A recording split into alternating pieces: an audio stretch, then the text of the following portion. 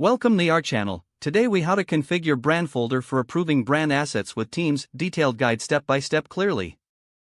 Open your Brandfolder account and log in. Navigate to the Assets section in your Brandfolder dashboard.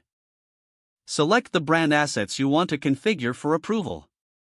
Click on the settings icon located in the upper right corner.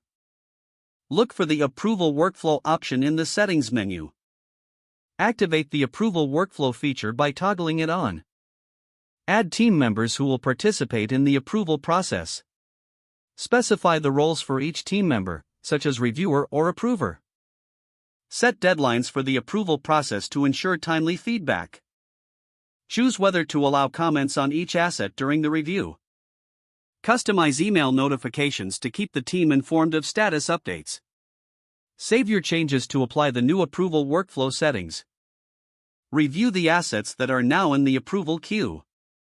Utilize the comments section to facilitate team discussions on each asset.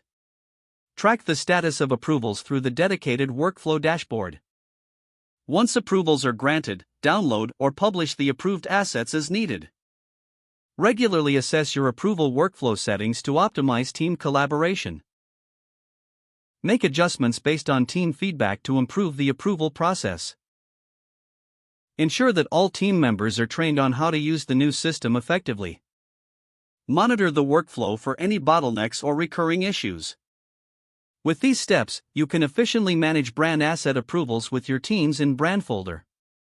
If the page does not load, refresh the browser or try again in a private or incognito window. Make sure you are using the correct email address, then retype it carefully to avoid small typos. If your password is not accepted, use the reset option and create a new strong password you can remember.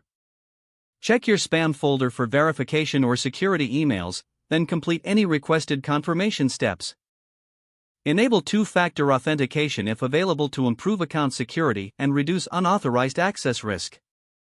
After signing in, review your profile details so your contact information and settings are accurate. If you see an error message, note it down and try again after restarting your device and internet connection.